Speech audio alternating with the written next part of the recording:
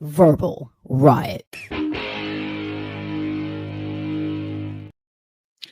Guys, I got to be honest with you. I was this close to just giving it all up and stop reviewing movies because I was just getting burnt out on it. And you can't really blame me. You can't really blame me, guys. The movies have been lackluster for a while now. Like every now and then you'll have a gem that pops up, but for me it was just too few and far between. And I got to be honest, to not be talking about Snow White today, you have no idea how happy that makes me. And I get it. I get it. Snow White just came out and a lot of controversy behind it. A lot of meat on that bone, if you will, for content creators to nibble at for the next 2 months probably. I'm not that guy. And if you guys are watching me, man, you know that I I don't want to say I'm a purist, man, because I'm really not. I mean, I love bad movies, but I just there comes a point where it has to be enjoyable for me, and if I'm not having fun with it, I can't keep talking about it. I can't milk the teat dry, if you will. So, uh, you have no idea how happy I am to be talking about the movie I'm about to be talking about today because I was literally this close to just, like I said, giving it all up, man. Like I was ready to just stop reviewing movies, move on to something else. But every now and then, a movie does come along that kind of revives your faith in filmmaking and in Hollywood. And I got to tell you, for me, this movie that I'm about to review is it. Now, what's really funny is I got the invitation from Chris Gore, who you guys all know, to go watch this movie Freaky Tales Monday, a couple of days ago. And I wasn't super excited about it. I was kind of like almost, pretty close to canceling, but I was like, you know what? I haven't hung out for a while. It's good to get out the house, go have a few beers, and go watch a movie. And if it's bad, it's bad. And if it's not, then okay, good, right? But this movie definitely exceeded my expectations more than I even thought it would, to be honest with you. And probably because I had no expectations going in. And then when I found out Pedro Pascal was in the film, it was even more so where I didn't really want to go watch it. But to my surprise, man, uh, this film for me, it might be movie of the year already, right? I mean, what we're in March, April, we're in March, I think, or April. I don't know, but we're pretty early in the year, and for me right now, for my money, this is movie of the year for me. But let me get more into it, man. So, Freaky Tales. Let me pull it up. There we go. Freaky Tales is an interesting film, man. It's a movie directed by Ryan Fleck and Anna Boden, who've done a bunch of other films before this, like Captain Marvel, which I didn't like, uh, and a few other films, smaller films. I think this might just be a pet project that they wanted to do because I looked at their resume and they've done some pretty big hits, some pretty I don't say hits, but some big movies. And I got to give them credit, man. Like whatever they were going for with this movie, they nailed it. Right? This movie it's a weird film. It's weird in like the best way possible. Like that's kind of like the best way I could describe it. It's it has this 80s like VHS film feel to it, which I love. Like it has like this B movie quality, but obviously done on purpose. Kind of mixed with a little Pulp Fiction. It hits all the right spots, right? And the cast, man, the cast is you know kind of blew me away, if I'm being honest, man. Ben Mendelsohn plays a big part in this movie. You guys might remember him from Rogue One. Jay Ellis, who for those of you who have watched the show Insecure, and I think he was in Top Gun Maverick as well. He was one of the pilots. Really cool guy, great actor. Uh, Dominique uh, Dominique Thorne, who plays Ironheart in the Disney Plus show that no one's looking forward to. Dominique Thorne is superb in this film. Like I didn't even know the girl can act, man. And that's because Disney just doesn't know how to utilize the talent that they have because this girl has a lot of talent and it kind of sucks that she has to go from this to Ironheart, but it is what it is, right? I'm trying to think who else is in the film. Obviously, Pedro Pascal. It's actually a pretty diverse cast. And when I mean diverse, when I say diverse, I mean actors from all over the place are in this film. Like, there's a lot of cameos. There's a huge cameo in this film that I'm not going to spoil for you guys because his part is hilarious. But guys, when I tell you, like, this is the kind of movie that you definitely want to go watch in the theater and bring popcorn to, this is the one. Like, this is the one you're just going to have a good time watching. And it is gory, it is crazy, it is just off the chain. So, the story, let me get to that. The story of this film. It's kind of hard to explain, really, because it's basically there's layers to it, right? Like, all of this takes place in the Bay Area. And if you're from the Bay Area, this is like a love letter to the Bay Area. If you grew up in that area in the 80s, right? Like, if you grew up in the 80s in the Bay Area, you will love everything about this film. Just down to the locations, to the fashion, to everything, right? But yeah, it takes place in the Bay Area, and it's hard to really get into what the story is because the story is broken into 4 chapters, and each chapter focuses on a different set of characters, right? And the overall theme, or the thing that unifies this film, is there's this supernatural event that happens that it's kind of weird because no one really acknowledges in the film, but they do acknowledge it kind of. It's like it happens. It's there. You know it's there. And people sometimes have these abilities that they shouldn't have. And it's such a weird movie to try to describe to you guys, to be honest with you, because I'm really trying to talk about it without giving anything away. But there's a lot going on, but at the same time, it's all happening like perfectly, right? Like things that should be a mess. It's like they always come back to it. Like, they always come back to it. And like I said, it's broken into 4 chapters. The last chapter, everything kind of, culminates into this big this big thing that I'm not going to get into. But I got to tell you, man, this is the funnest, this is the most fun I've had in the theater in a very long time.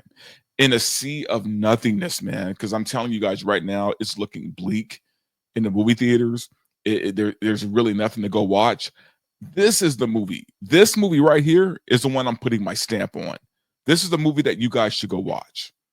Like, absolutely no question, must-see movie. And just everything down to the style of the film, man. Like I said, it has this weird, like, VHS quality to it, like you're back home in the 80s with your family watching some random B movie that you got from Blockbuster or from Hollywood Video or from some local video store. It just has that feel, that nostalgic feel to it. But done just really in a really smart way, right? And obviously I got to talk about the cast. Because, like I said, the cast is phenomenal. The cast is amazing. They all kill it. They all do a great job. But obviously, there is an elephant in the room that I do have to talk about. Unfortunately, and I wish I didn't have to even do this, but I guess I have to talk about this one thing because I know it's going to be a deterrent from a lot of you guys watching the film. Pedro Pascal. Yes, Pedro Pascal is in the film, and he is very good in this movie. He plays this enforcer who is trying to basically change his life, right? He wants to get out of the game. He has this girlfriend that he wants to start a family with. He's trying to basically change his life and not be that guy anymore. But he has to, the story. He has to do one more job. Unfortunately, that one job goes terribly bad. And Pedro does an amazing job in this movie of playing this character. But I get it. There is controversy with Pedro Pascal. There's a lot of people who don't like him. And I'll be honest, I'm not a huge fan of his either. So I don't want you guys to sit here and think I'm caping for the man, because I'm not. He does say a lot of stupid things. He's, his politics are obnoxious. He can be very sanctimonious. And on top of all of that stuff, I think we can all agree he's overexposed, right? Like we just see too much of the guy in everything, kind of like Zendaya. So I get it. Like people are tired of seeing him. They his politics are, off the chain and weird. And I get it, man. I see how he could be a deterrent. Guys, he doesn't play a huge role in the film. He's part of an ensemble. And when I say that, I really mean he's just part of the ensemble. He's not the star. He's not the lead. He's just part of this amazing movie. So all I say is don't let that deter you from watching this movie, because right now in the theater, there is nothing to watch. I can guarantee you that. There is nothing but shite in the theater right now. So the fact that we actually have something coming up that's going to be cool to watch and kind of fun, it's worth it, man. It is worth it. Okay. Now I will say this too. Going back to just the film, the movie, the antagonists in the film are Nazis, right? They're basically skinheads. I don't want to say Nazis. They're skinheads, right? Whatever. And remember, this takes place in the 80s. Okay. And yeah, even though the skinheads or Nazis or whatever are the villains of the film, which they always should be, by the way. Even though the Nazis are, the villains, the thing I like about this film is it's not even so much about them being racist. It's not about them, being bigots and assholes and the whole deal. But it's how they use them, because it's not just like super racially charged. There's a lot of things going on. The reason why they're the villains of the film isn't so much because of that stuff, but because of what they do in the film. Like there's a heist. There's a heist in one chapter of the film, but that one heist plays a big part of the film, and they're a part of this heist, right? And so there's layers to this is what I'm trying to say.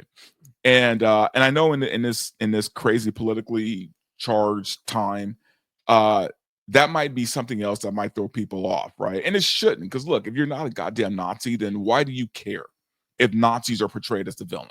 And by the way, these are Nazis. They're not just regular white people who think a different way or they have different politics. No, these are actual skinheads. Okay. And they have the tattoos. You get what I'm saying? These are Nazis. Okay. So if you're not that, then you should have no problem with seeing them portrayed as the villain. Okay. Look, guys, we live in a crazy time where, unfortunately, politics and entertainment have hit this crossroads. And I really wish it wasn't the case, because I want to just get back to movies being movies and just entertainment being entertainment, there to enjoy, right? Entertain and enjoy. I want to get back to a place of that. And I get in this time right now we're in, people are being very picky about what they support. What I will say is this is a movie worth supporting, because at the end of the day, and with all the stuff going on in the film, you are just going to be entertained. You're going to be entertained. It's not about politics. It's not about social issues. It's just an entertaining film, right? And like I said, gory as hell. Crazy shit happens in this movie. Like it's one of the few movies I can, in recent time, I can remember literally clapping at the end of the film because it was so good. So take all of this what you will. Take my review, you can take it at face value or not. I'm just saying you guys will have a good time in the theater. Bring some friends, buy some popcorn, and just turn your brain off and have a good time, because you will. Anyway, guys, that's it for me. I just wanted to get this review out there. And like I said, it's been a long time since I've been excited about anything in the theater. And this movie, I am extremely happy to say, is a good movie that you should go out and watch. All right, guys, that's going to be it for me. Thanks for tuning in. I always appreciate you guys so much. definitely subscribe to the oops, because that always helps. And like the video, do all the YouTube things. I always forget. I'm a terrible YouTuber, guys. I am a terrible YouTuber. But you know the YouTube drill. Do all the good stuff. Okay. Anyway, you guys have a great rest of your week. I'll talk to you soon.